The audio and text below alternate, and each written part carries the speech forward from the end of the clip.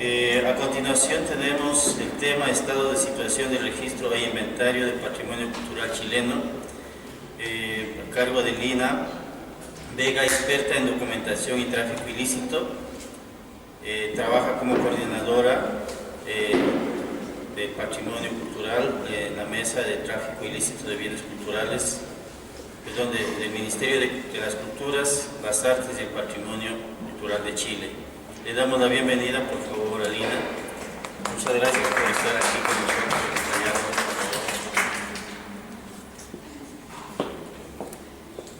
Tenemos esto de la mesa. Sí, estoy bien acá. Muchas gracias, estoy muy contenta y muy agradecida por la Fundación, la oportunidad de regresar a Ecuador después de muchos años, y me ha alegrado mucho porque también he visto caras conocidas que me han reconocido y yo lo he reconocido a ellos, porque a comienzos de los años 2000 con nuestra oficina estuvimos en Chile, en Ecuador, perdón, y haciendo capacitaciones en Ibarra, Quito, Guayaquil y Cuenca. Bueno, ha pasado un largo camino desde ese entonces y me gustaría narrarle algunas cosas. Si gusta, podemos comenzar. En todo caso, mientras ponemos la imagen, yo tengo como varios sombreros. Yo trabajé 28 años, muchos años, en lo que se llama el Centro de Documentación de Bienes Patrimoniales para los museos públicos chilenos. Y desde diciembre o enero de este año ya estoy con jornada completa. Estamos formando la unidad de tráfico, de lucha contra el tráfico ilícito de bienes patrimoniales. Entonces, ya con el registro yo no tengo mucho que ver, pero sí también porque el registro siempre se pide como una cosa esencial, por ejemplo, en caso de robo, para identificar un objeto, que mejor que una buena fotografía y una buena descripción para que la policía pueda encontrarlo. Y también tengo una parte académica. Yo soy profesora, una jornada de 6 horas, muy poco, pero suficiente, en la Universidad de Chile, en la Facultad de Artes, y hago un semestre registro de colecciones, y el segundo semestre hacemos investigación de colecciones, catálogo. Y le enseño a los alumnos a trabajar y a formar un catálogo de exhibición, por ejemplo, catálogo razonado, etc. Entonces ya comienzo con mi parte, igualmente que mi colega Sara. Empiezo con la legislación nacional, en que yo no lo voy a leer todo, digamos. La ley de protección se llama la Ley de Monumentos Nacionales, que es la ley 17.288, y en el título 9 habla del registro de inscripciones. En ese sentido somos un poco diferentes a Ecuador, porque la protección en cuanto a la obligación del registro hasta la hora, ahora se va a modificar, no ha sido una obligación legal, y eso ha sido una falla muy grande en nuestro sistema. Entonces habla que los museos del Estado y los que pertenezcan a establecimientos privados, científicos, universidades, etcétera, tienen que registrarse como museo, pero además inscribirse en este registro, pero además tienen que confeccionar un catálogo completo de la pieza y colecciones que poseen, avisando anualmente cómo se ha incrementado la colección, etc. En este sentido, esta ley es de 1970, ya ha sido muy complejo para la gente entender qué se refería en 1970 a catálogo y qué se puede referir ahora. En definitiva, ellos entregan cuando pueden fichas o cuando pueden un listado solamente, que eso dice muy poco, pero no tiene fotografía, entonces no se puede abarcar. Bueno, eso es hasta la hora. Después de esta ley, este registro que se ha llevado por el Servicio Nacional del Patrimonio Cultural, ahora va a tener otra dinámica, digamos, ¿no? Entonces, podemos pasar a la próxima.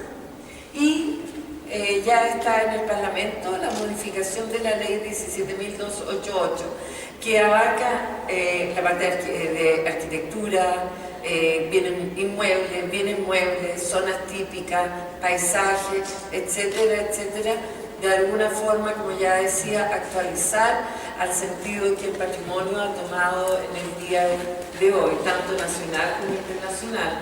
Entonces habla más bien de no de monumentos, sino que bienes de interés cultural.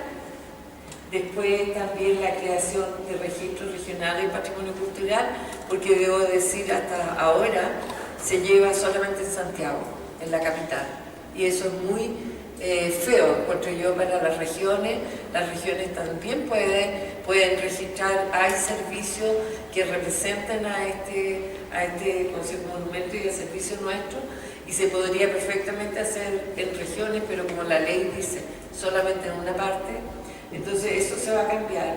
También, y lo que nos alegra mucho, la creación del Inventario del Patrimonio Cultural de Chile, pero a diferencia de lo que yo sé y he escuchado de Ecuador, en este sentido se va a hacer solamente de los que son monumentos históricos per se, que son los objetos arqueológicos. Todos los objetos arqueológicos y los especímenes paleontológicos son monumentos históricos.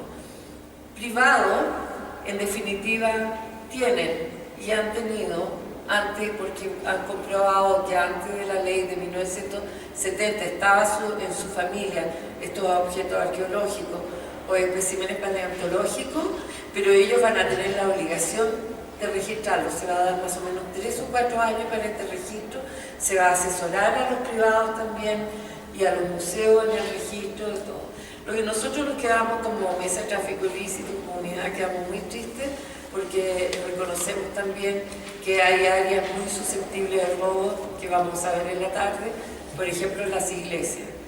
Las iglesias nuestras no tienen un patrimonio tan grande como el que tienen ustedes, pero para la comunidad es un patrimonio importante. Y se produce mucho robo en iglesias que no pueden ser, o si son comunicados a la policía, no lo pueden describir, ¿no? Entonces eso nos puso muy tristes, digamos, y esperamos poder cambiarlo en algún momento, pero lo que nos puso, sí, muy contentos en que los libros y documentos tendrán nuevamente protección legal. Los libros y documentos en Chile tuvieron hasta 1980 o algo así, una ley que protegía de acuerdo a su antigüedad, por ejemplo 50 o 70 años, igual los documentos eran patrimonio histórico, no podían salir de Chile. Después, pues no sabemos por qué causa, se derogó eso y estuvimos mucho tiempo en un vacío tremendo, tal así que bibliotecas patrimoniales formaron lo que del servicio nuestro, formaron lo que se llama museo bibliográfico, que eso era la teoría, pero en definitiva como los objetos del Servicio Nacional de Patrimonio Cultural que están en museo, en biblioteca, etc., son monumentos históricos, era una triquiñuela para dejarlos como con protección, es decir, que si salían de Chile, o sea, no podían salir de Chile, ya estaban infringiendo una ley, podrían haber salido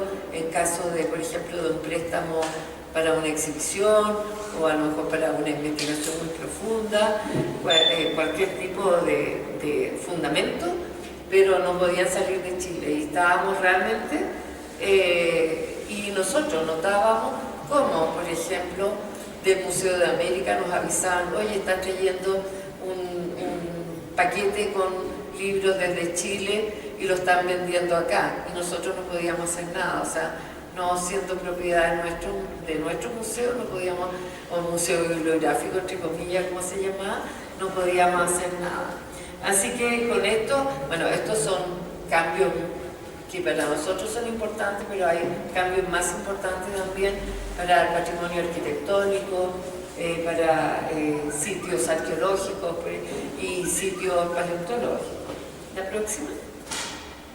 Acá, si ustedes han estado en Chile, Chile es una muy larga y muy angosto país, digamos.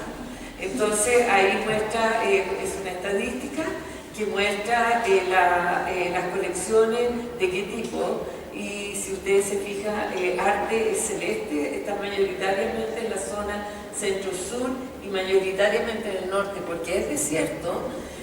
son museos con colecciones arqueológicas y también tienen especímenes paleontológicos que son muy importantes. La próxima, sí, ahí está.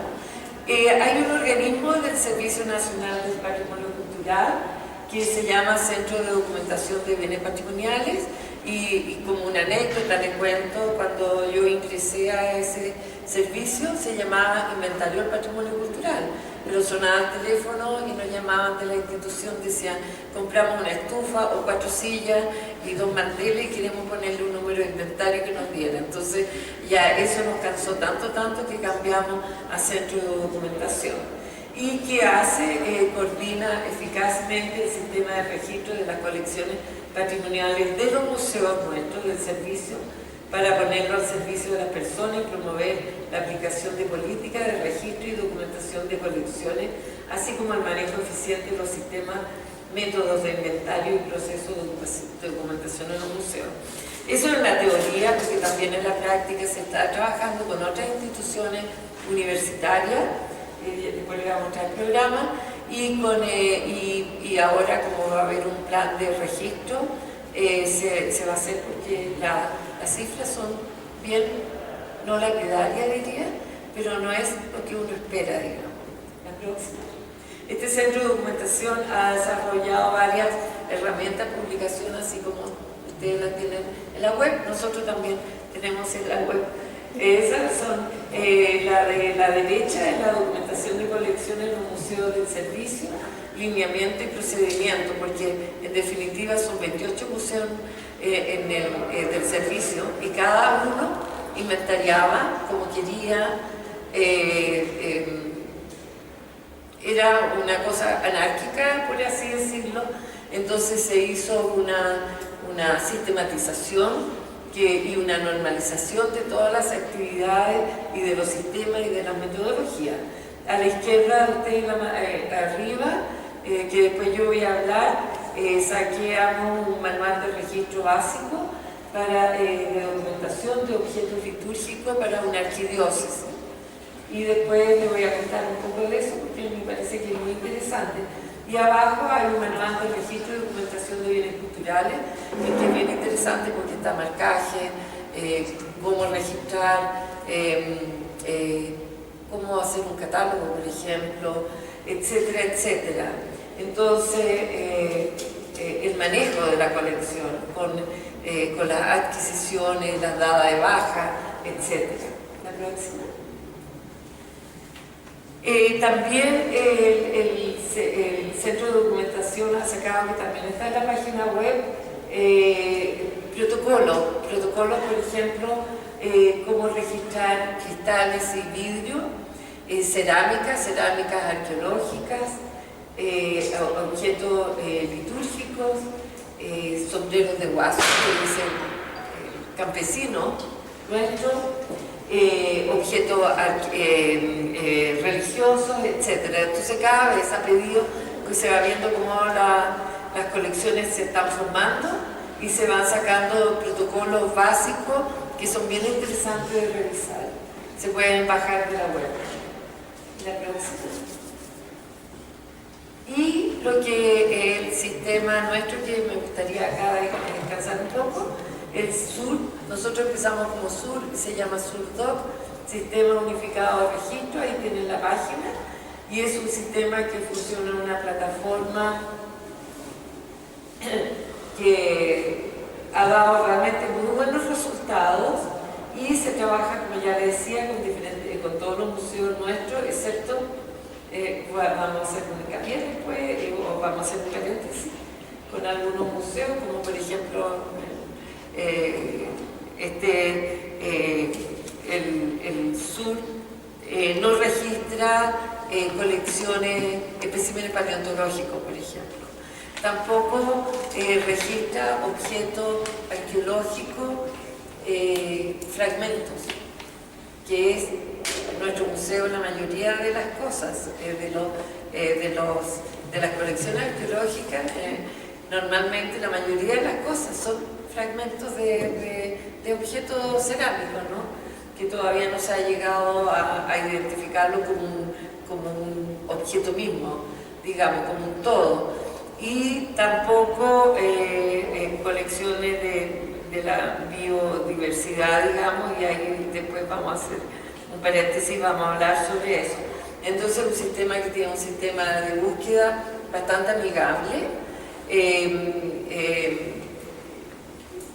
que, ¿cómo se llama? Que también, yendo a lo que me va a tocar en la tarde, hay un sistema de búsqueda como Object ID, que es el sistema que se usa la policía normalmente, que pide la información que se pide o que uno tiene que darle a la policía de Interpol cuando se ha sido robado o hurtado un objeto, digamos. Entonces ahora, en vez de estar sacando los campos y poniendo, automáticamente uno pone sistema de búsqueda para imprimir Object ID con el número de inventario, por ejemplo 341, y sale automáticamente.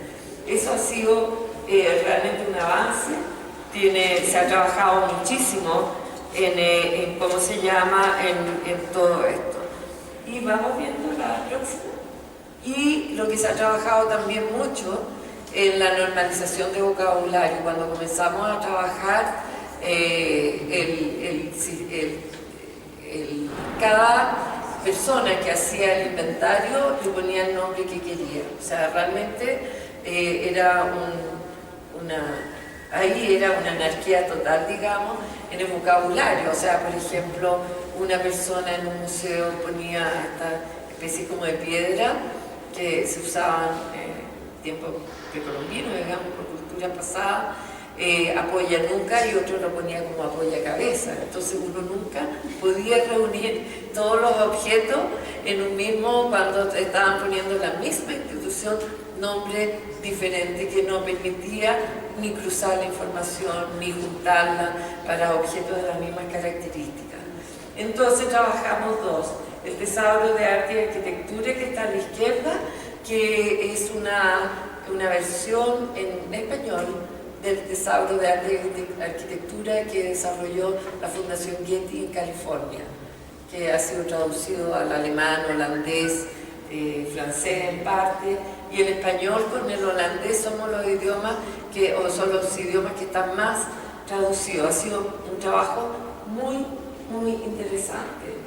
Y también, como un subproducto, salió lo que se llama Tesauro Regional Patrimonial, que primero le íbamos a poner Tesauro de Arqueología en Chile o algo así, o chilena, y cuando uno se da cuenta que las culturas nuestras tienen fronteras que no son las fronteras de los últimos tiempos del siglo XIX y comienzo del XX, que han tenido en otros países por diferentes razones, digamos, en esto.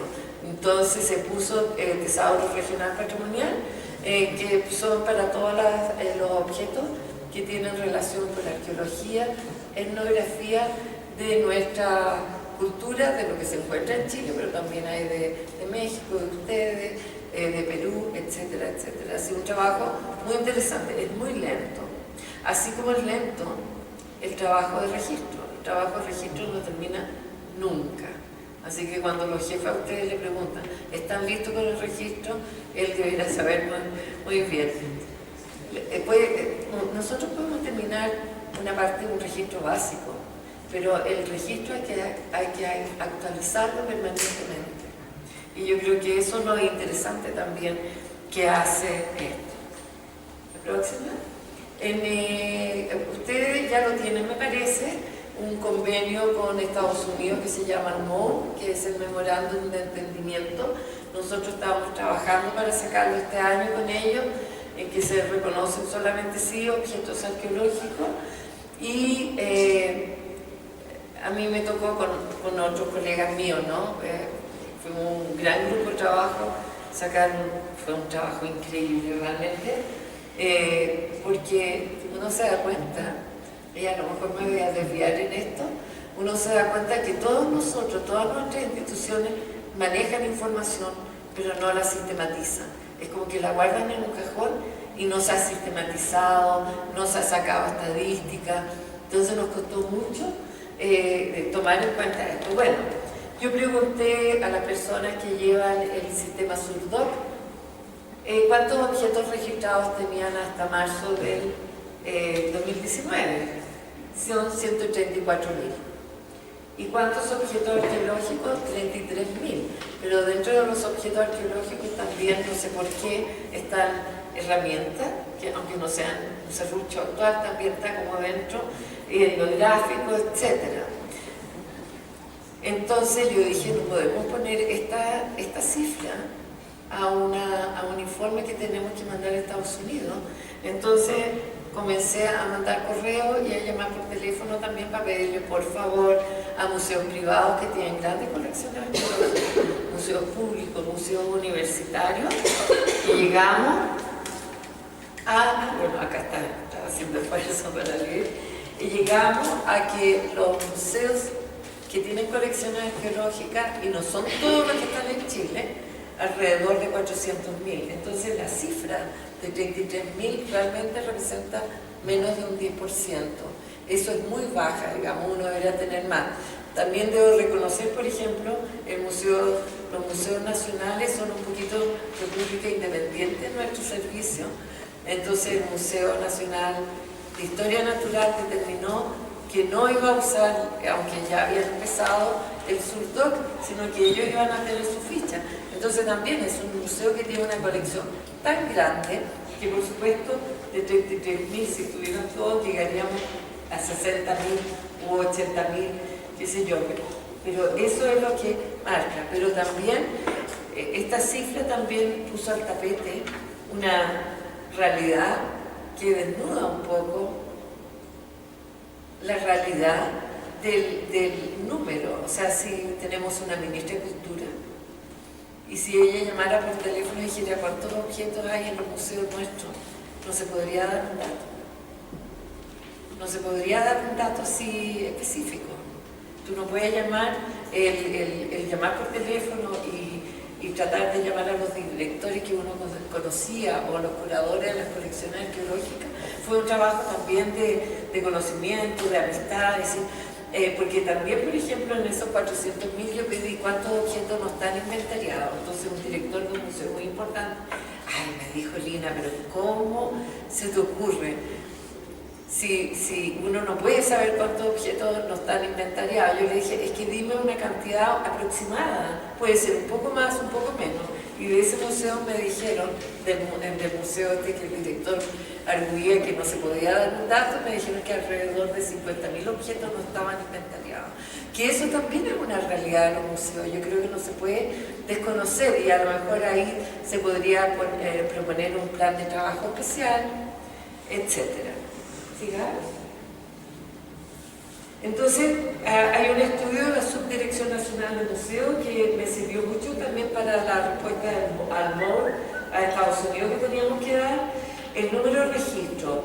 Y porque ellos llevan no el registro de museos como institución, sino que llevan una red de museos que se llama, en que le da la plataforma a todos los museos de Chile, aunque sea una habitación y no tengan página web, le da ¿cómo se dice? La posibilidad de estar en la web, de poner su información en la web, cuántos números de objetos, cuántas personas trabajan, si tienen cafetería, si tienen, etcétera, facilidades para discapacitados, etcétera, etcétera. Entonces, esta red ha hecho estudios en las preguntas. Entonces muestra que el SURDOC está en 27 museos del Servicio Nacional del Patrimonio Cultural y 9 museos de otras instituciones públicas y privadas. Y esto representa solamente de lo que ellos, los antecedentes que recibieron, representa el 7,8% del total de las colecciones registradas, que no me parece tampoco tan equivocada con el menos del 10% de la información que nosotros sacamos, de 33.000 a 400.000, más o menos es el 7 u 8%.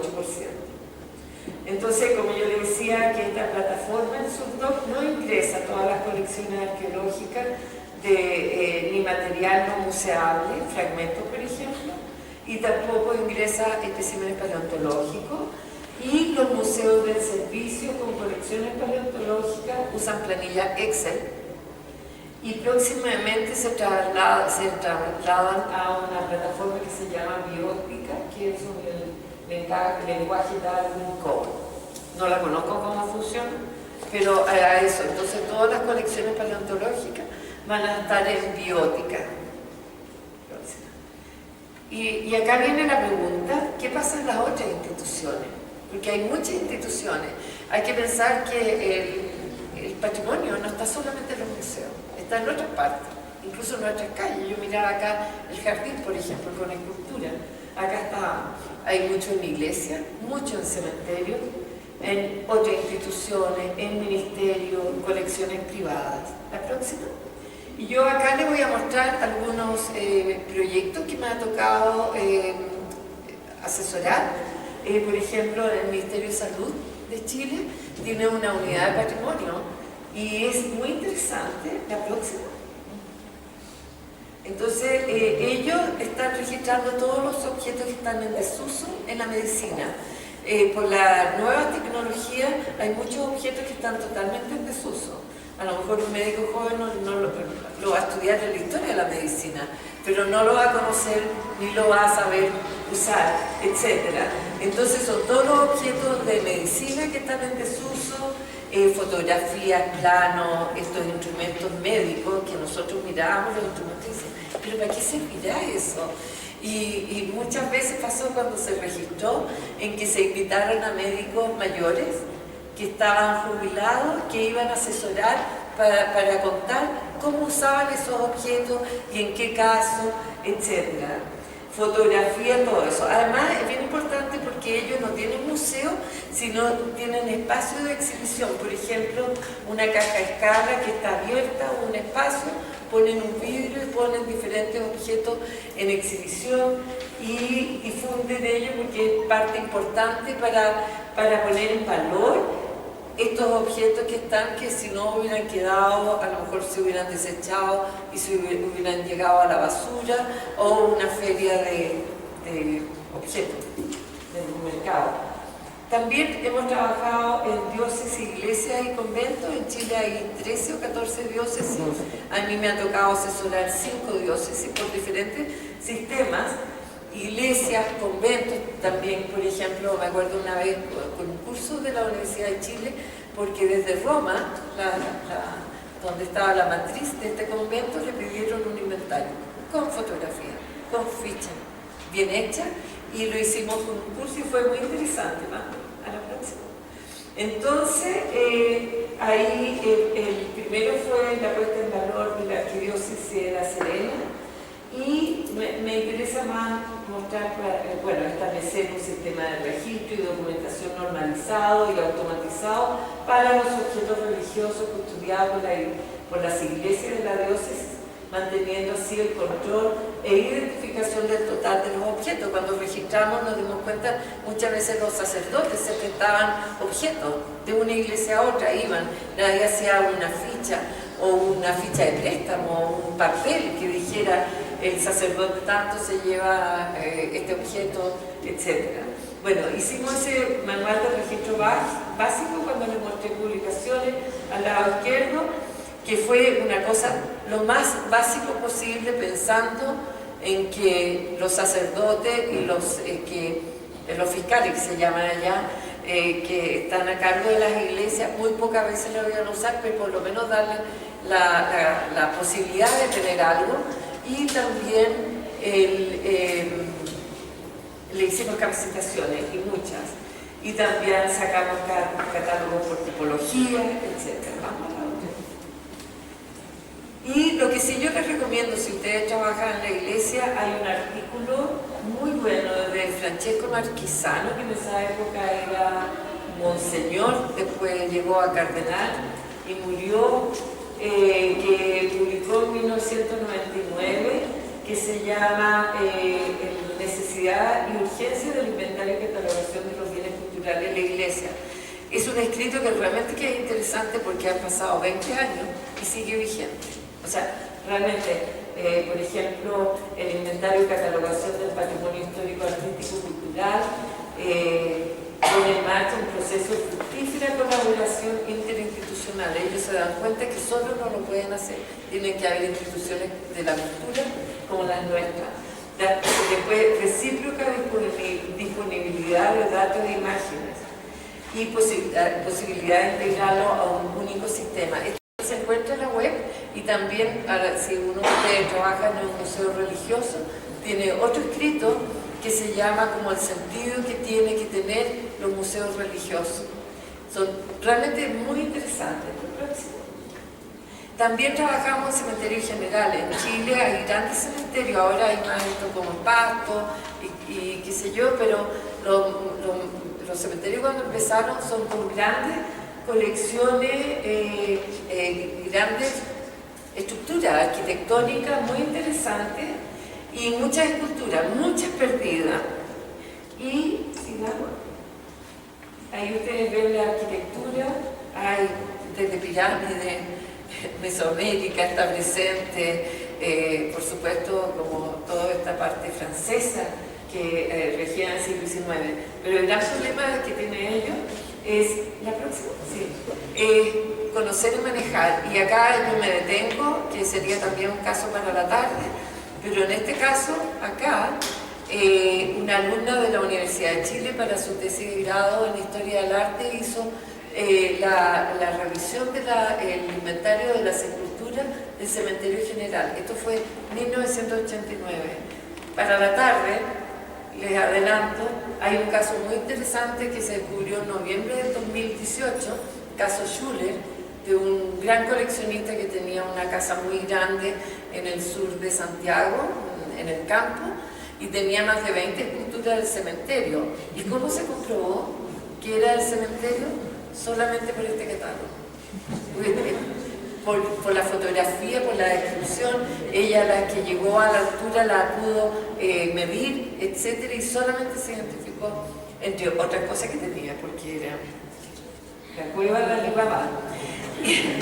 Y después, otro caso que también me parece que es muy interesante, yo trabajaba en la Recoleta Dominica, hay una biblioteca patrimonial, y con mi curso, para hacerlo variado y para darle otras cosas, digamos, llegamos a la biblioteca patrimonial y registramos los libros. El primer semestre, el segundo semestre se confeccionó un catálogo, fue un ejercicio académico, como yo les llamo. Registramos los libros antiguos con grabados, porque en la biblioteca se registra el contenido. Por ejemplo, historia, no sé, arquitectura 730 puntos, no sé qué sé yo, qué de acuerdo al Dewey y todo eso. Pero, ¿qué hay de láminas, grabados, toda la iconografía, la parte estética, de alguna forma se pierde? Entonces, ¡ay! Se apagó. Pero quedan pocas y voy terminando por ahí.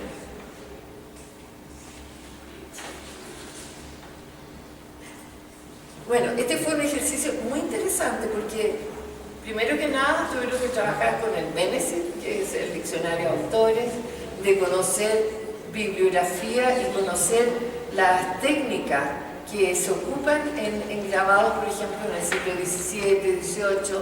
Los libros que hicieron para este catálogo fue en el siglo XIX y fue realmente un trabajo muy interesante. Además, las universidades nuestras son muy tradicionales, incluso la Facultad de Arte de la Chile, y da la impresión que en Historia del Arte se conoce solamente pintura y escultura, como que no hay más arte en otra parte. Entonces, de alguna forma, para ellos fue una revelación ver los libros, registrarlos, verlos con lupa, ver qué significaba SC o Sculpit, por ejemplo, no habían visto nunca eso. Entonces fue un trabajo realmente que muy interesante para verlo. Y, ay, qué pena, no se puede. Qué pena voy a ver una fotografía re buena.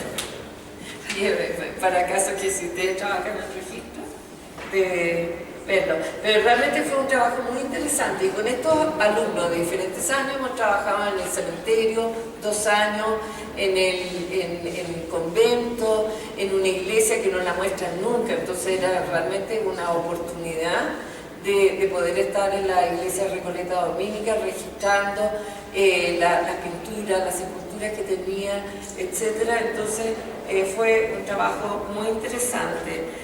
Bueno, y quizás, ahí viene, parece. Qué bueno, porque saben que después hay una fotografía y vamos terminando.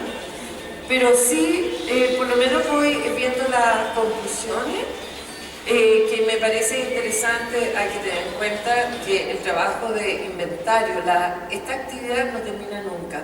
Uno puede ir haciendo por ¿cómo se llama? Como por pasos, digamos. Primero hacemos un registro básico, después aumentamos, llegamos, ya, vamos, a la próxima. Ya. Estos son los libros, pues podemos ir, el Museo Ilustrado, que es muy entretenido, La Leyenda de Oro. Ahí yo puse esa porque la grabadora era Madame Fournier, no tenía nombre.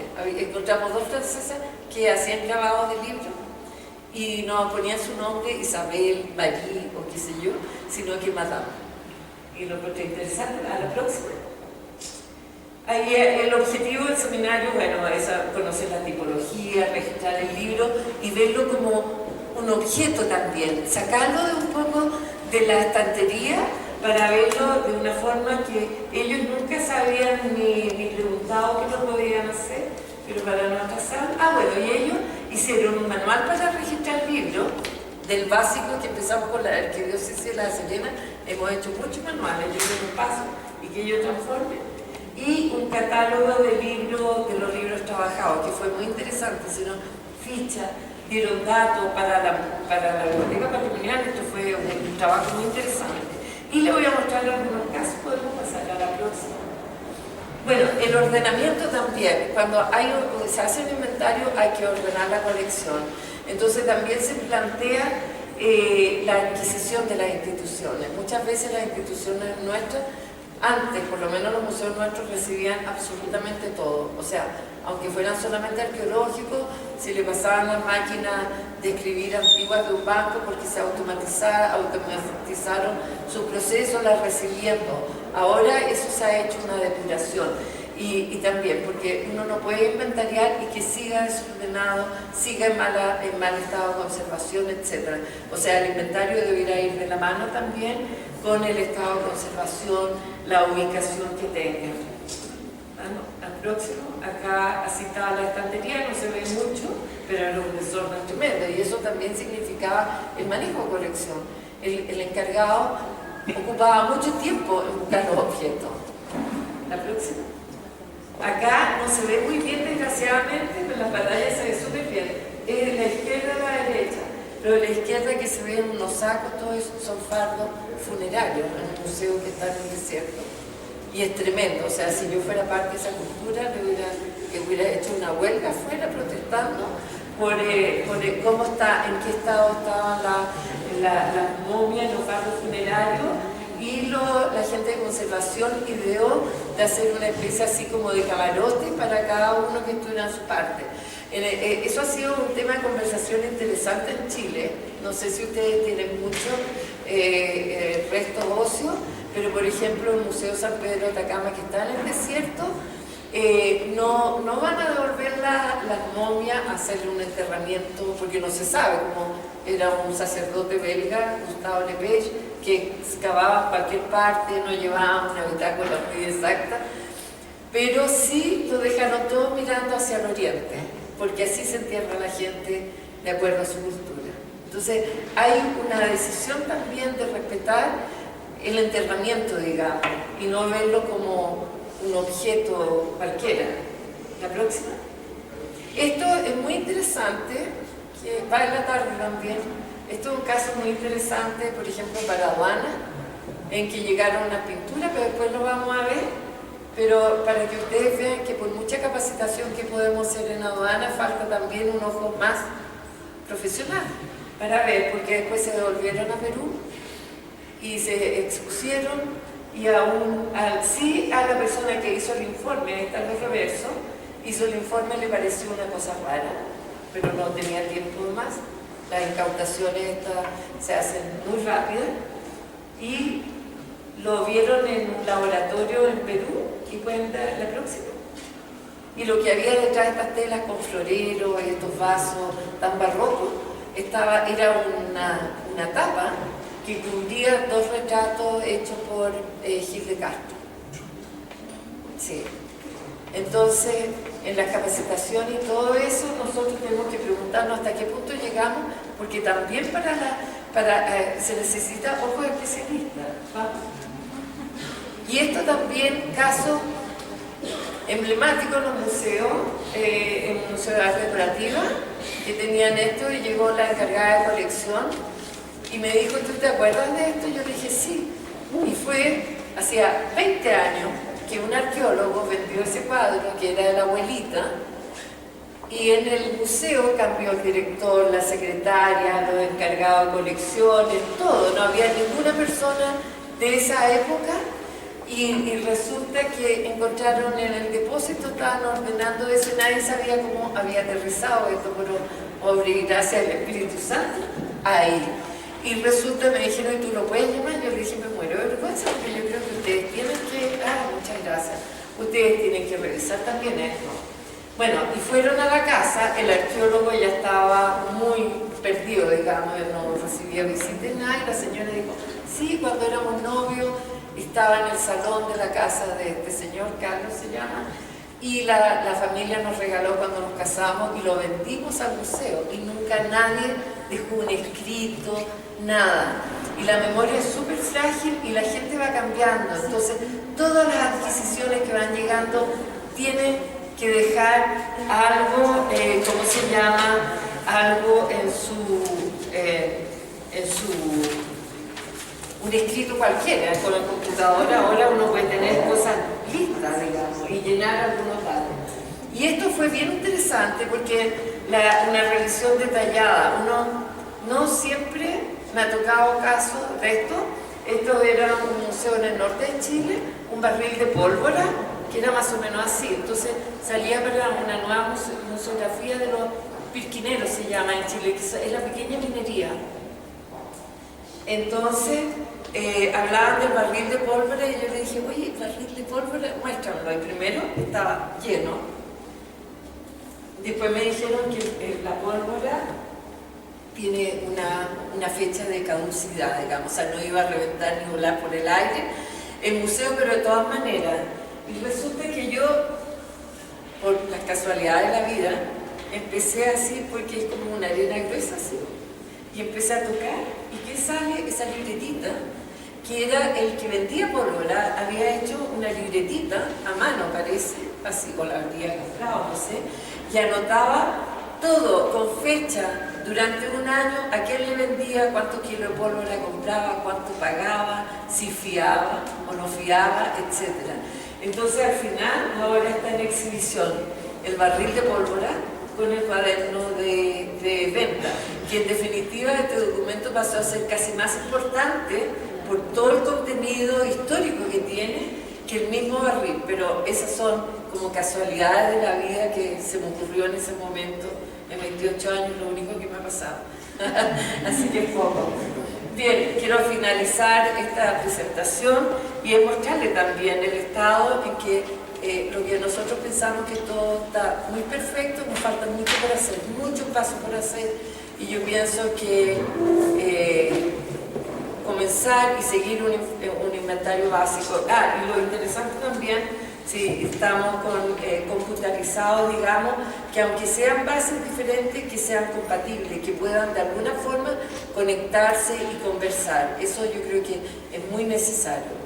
Entonces, le agradezco mucho y cualquier pregunta me la pueden hacer, yo voy a estar en estos días acá. Gracias.